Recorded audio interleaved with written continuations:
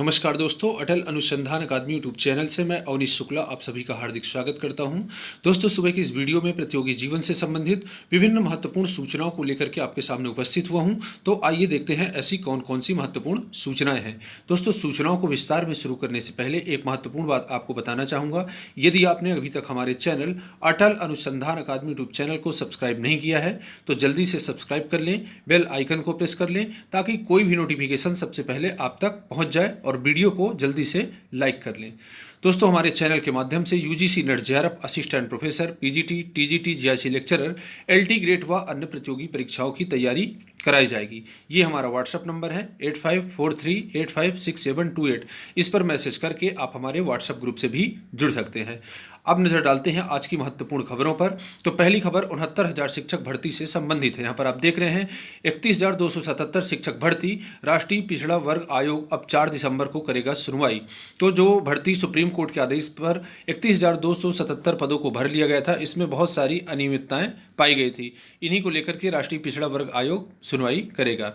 Basic शिक्षा परिषद के प्राथमिक स्कूलों में 31,277 शिक्षकों की अनंतिम जिला आवंटन सूची में कम गुणांक वाले अभ्यर्थियों के चयन का मुद्दा फिलतूल पकड़ रहा है। राष्ट्रीय पिछड़ा वर्ग आयोग ने इस बार शिक्षकों की नियुक्ति कराने वाले बेसिक शिक्षा परिषद को छोड़कर विभाग के आला अफसरों को तलब किया है।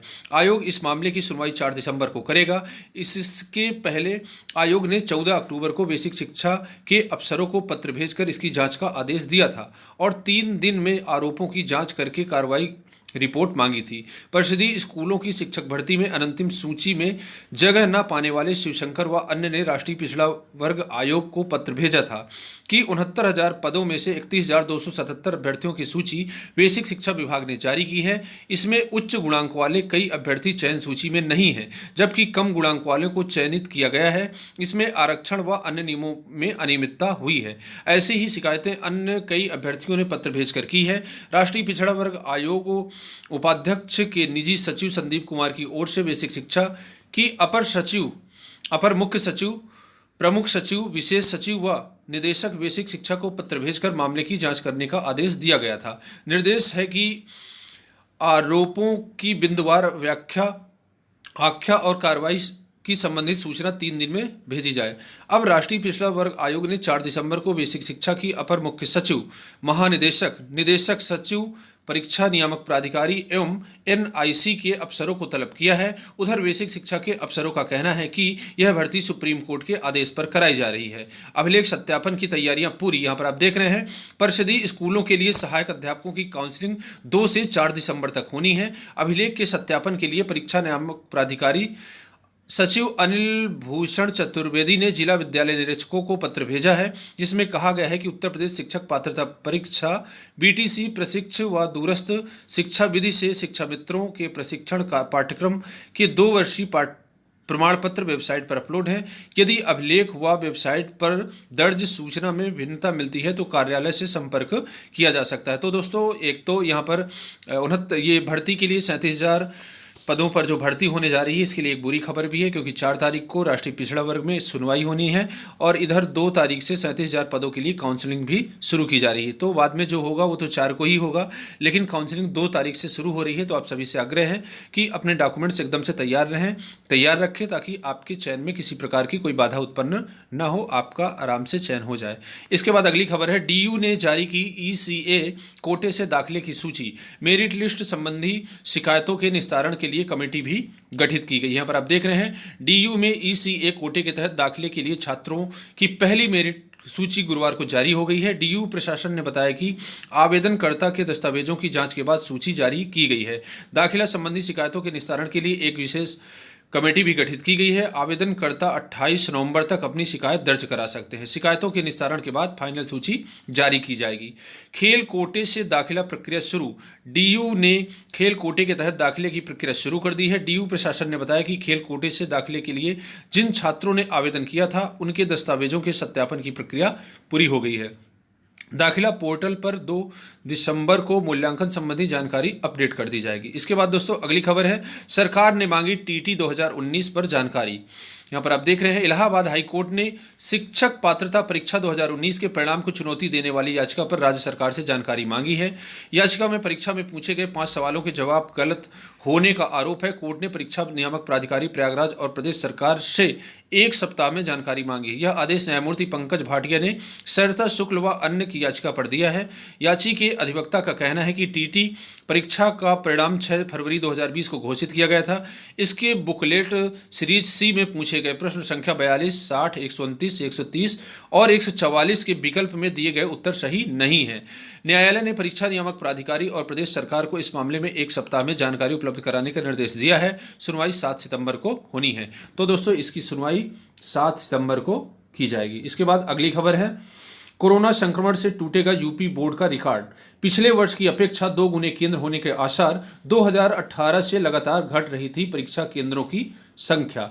यहाँ पर आप देख रहे हैं 2017 में 11,414 परीक्षा केंद्र थे, 2018 में 8,549 थे और 2019 में 8,354 थे और 2020 में 7,786 थे। किंतु अब कोरोना संक्रमण की वजह से, क्योंकि सोशल डिस्टेंसिंग का पालन करना है, तो इसलिए जो है परीक्षा केंद्र जस्ट डबल होने की संभावना है।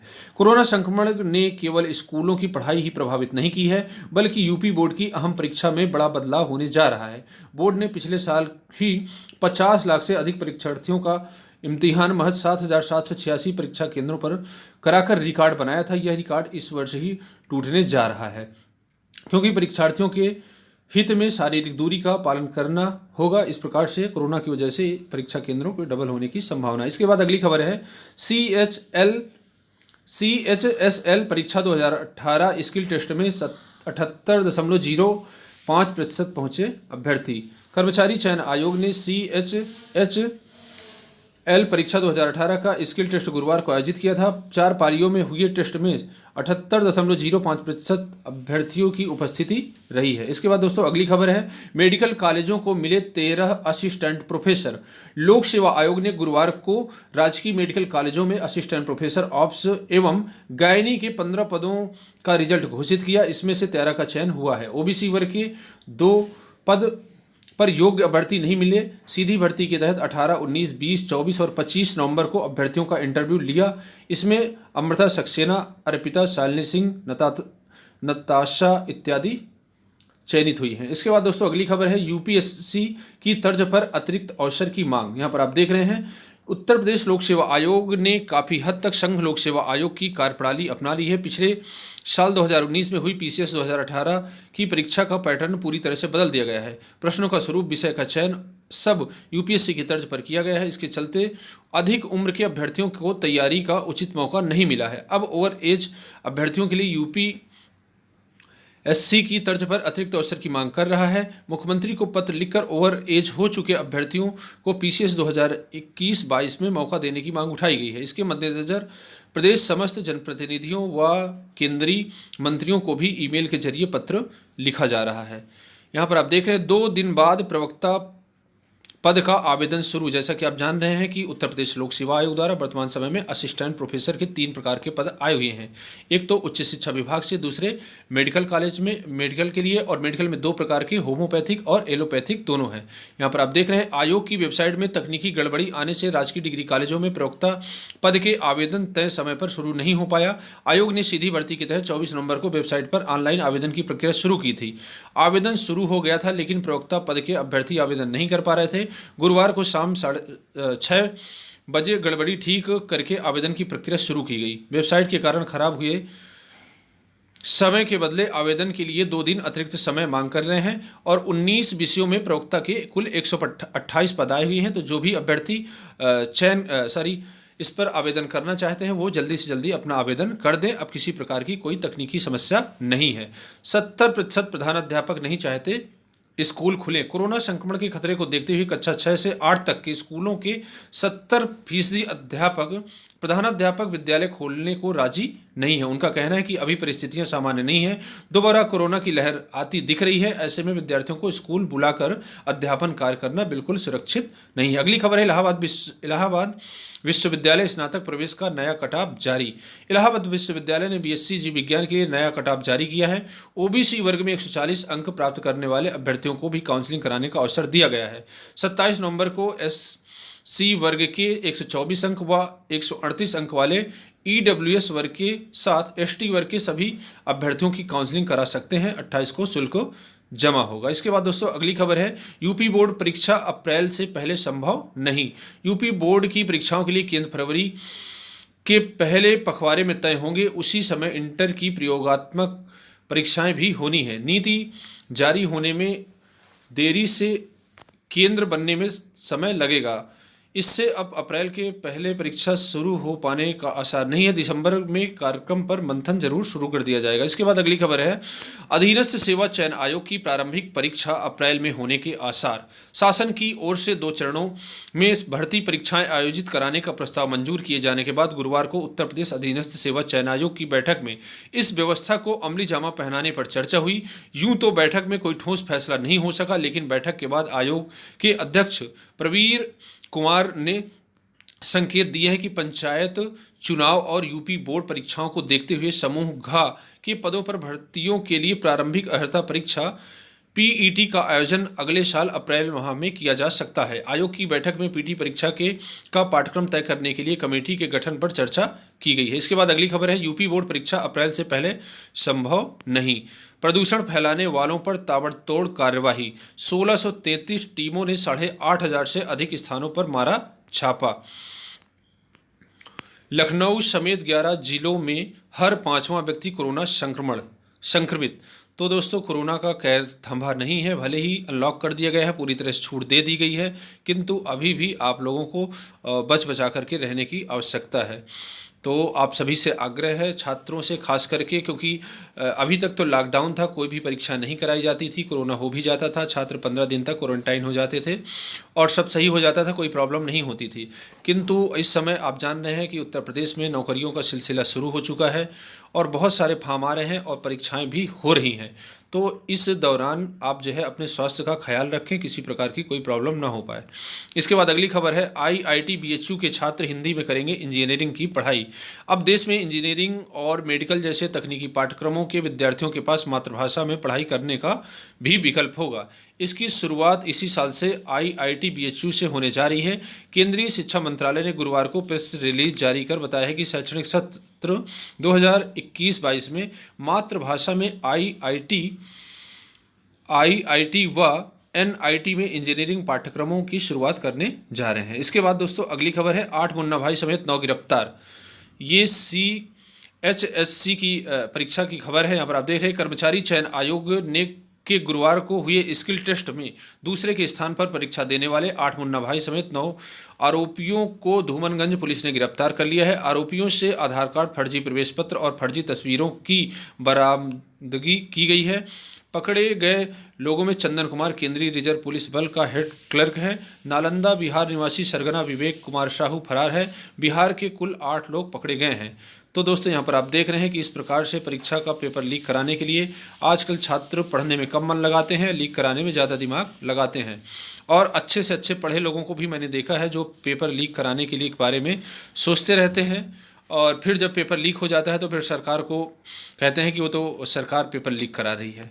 इसके बाद अगली खबर है, उत्तर प्रदेश विधान परिषद सचिवालय लखनऊ से खबर है। ये उत्तर प्रदेश विधान परिषद सचिवालय के रिक्त पदों पर विज्ञापन संख्या 1/2020 के संदर्भ में दिनांक 22 नवंबर 2020 को संपन्न प्रारंभिक परीक्षा में जनपद गोरखपुर के एक परीक्षा केंद्र श्रीमती गुलाबी देवी इंटर कॉलेज इस्लामपुर में कतिपय अभ्यर्थियों अराजक तत्वों द्वारा परीक्षा में उत्पन्न किए गए व्यवधान के दृष्टिगत सम्यक विचारों उपरांत केवल उक्त परीक्षा केंद्र की परीक्षा को निरस्त किए जाने के उपरांत उक्त परीक्षा दिनांक 29 नवंबर 2020 को पूर्वाह्न 11 बजे से 1 बजे के मध्य केवल एक पाली में लखनऊ नगर के परीक्षा केंद्र Kalicharan PG college Hardoi road Chowk Lucknow में आयोजित कराई जा रही है। अभ्यर्थियों से अपेक्षा है कि वे अपने प्रवेश पत्र दिनांक 26/11/2020 से वेबसाइट यहाँ पर दी गई है और वेबसाइट से आप जो है डाउनलोड कर सकते हैं। इसके बाद अगली खबर है, एक देश एक चुनाव की जरूरत। कल संविधान दिवस के अवसर पर प्रधानमंत्री जी ने कहा। पीठासीन अधिकारियों को संबोधित करते हुए पीएम ने चुनाव साथ कराने की वकालत। कहा, लोकसभा, विधानसभा और पंचायत चुनाव के लिए एक ही मतदाता सूची बने। अगर दोस्तों ऐसा हो जाता है तो बहुत सारा पैसा, धन और बल सब कुछ बचेगा, क्योंकि आप जानते हैं कि भारत में कहीं ना कहीं चुनाव होता रहता है। कहा जाता है कि भारत कृषि प्रधान देश है, तो मैं कहता हूँ भारत कृषि प्रधान देश नहीं है, भारत चुनाव प्रधान देश है। यहाँ कटाई बढ़ाई चालू रहती है।